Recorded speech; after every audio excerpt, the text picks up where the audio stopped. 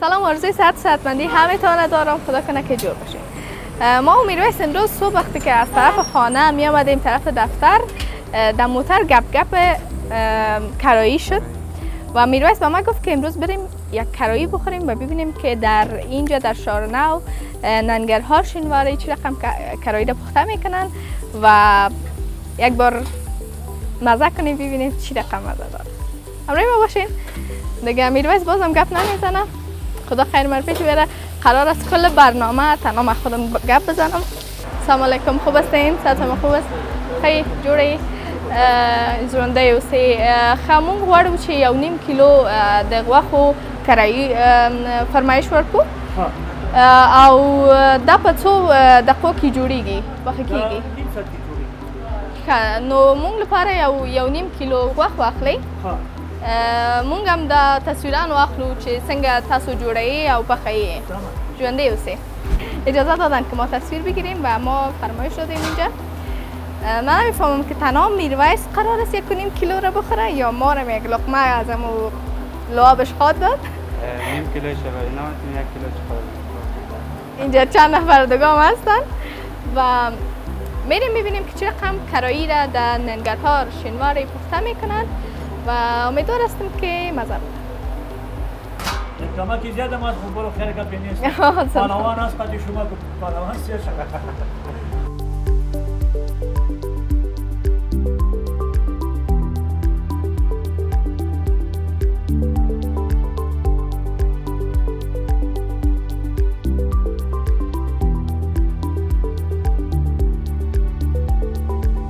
چقدر بوی خوب است، بوی گوشت تازه است که از ذره پامیر میاد. شما دیدین که اونجا بر ما گوشت جدا کردن و هم از رانش که به حساب کلش مایچه است.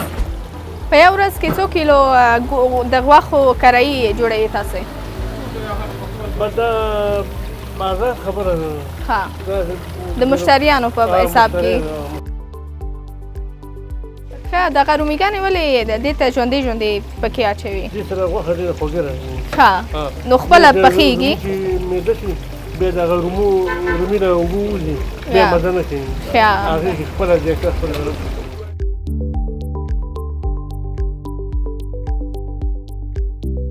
میرویس چی فکر میکنی؟ چقدر خواهد بخوری؟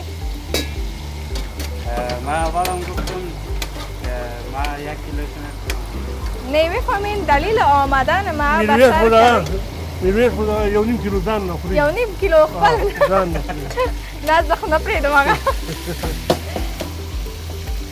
کرایی است که با ما پخته میکنن ولی سرخ شده. از با مردی رسته که بانجانیده رسته. کم دور ستاسو میرویس جان که روغن نپره دارید؟ نه بانجان رومی هم در دویش انداخته شد.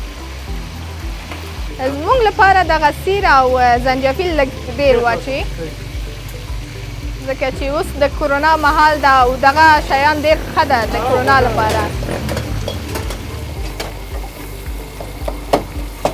په 1 کیلو غوښې کې څو دانې رومیګانې اچوي تاسې؟ 1 کیلو غوښه کې 4 دانې. بیا چې ډېر واچوه بیا وکړي. دغه څو کیلو غوښه ده؟ دا 2 کیلو. 2 کیلو غوښې کې 1 2 3 4 5 6 7 دانې. گوشت کرایی ما که هست روی گرفته، رویش بالا نمیکنه. فقط از اون زیر چی میگن سرپوش شورش میتم که ما نبینیم مزهش نده پیش از پیش. و این هم یکی از غذاهای محلی در شینواری است که حال خوشبختانه در کابل هم پخته میشه و میتونه کلگی ازش استفاده کند. استاد دا دومره چې دا وږی شي مونږ لپاره هغه رسوي، زیان رسوي ځکه چې ټول دغه یې خوري.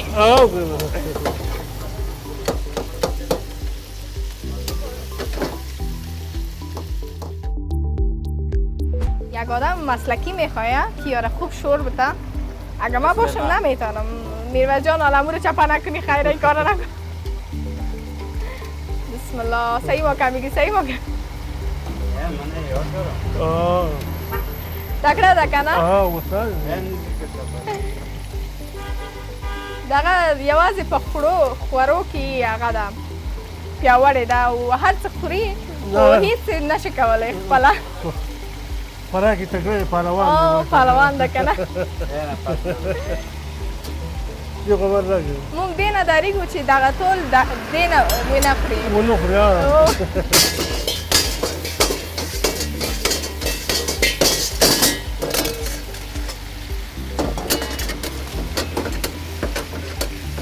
فرمایشونه بیا راځي خلک ویوړي په کورونو دا فرمایشونه په تلیفون ویل شوي دي بیا چې هغو راځي دا مدد دې ځان سره وړي ښه خپله ویلي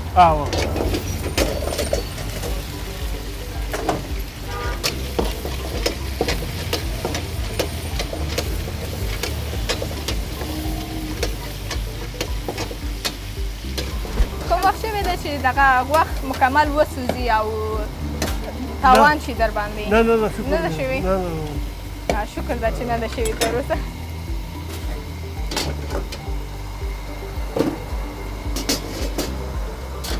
و این دیگه بدون بانجانومی امروز پیاز باز پخته میشه که ایشه باز یک وقت دیگه شاید امتحان کنیم اما امروز کرایی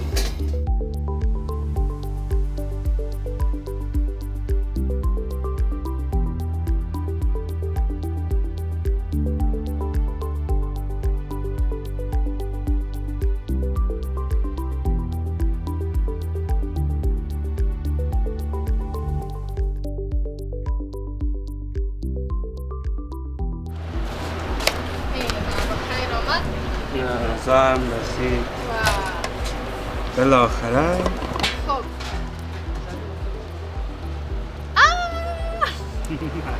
کرایی آماده خوردن است بسم الله الرحمن الرحیم تو پیششته میخوای کلش خودش بخوره یعنی درخت رو مزاحمت میکنه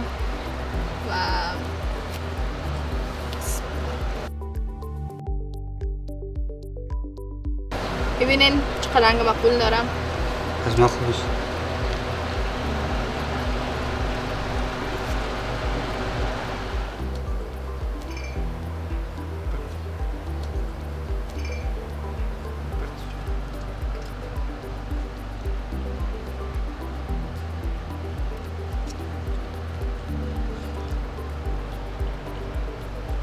به ما روش بده روش قرنطین کرده پیش خود و من نمیده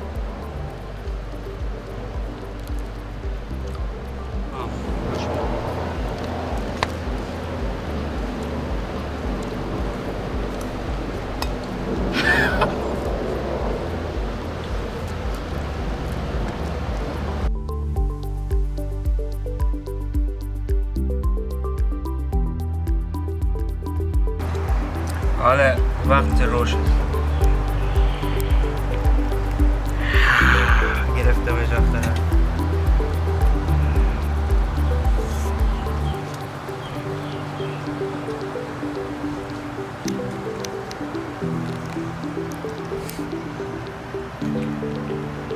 بارز مزه دمینشه ما خارزه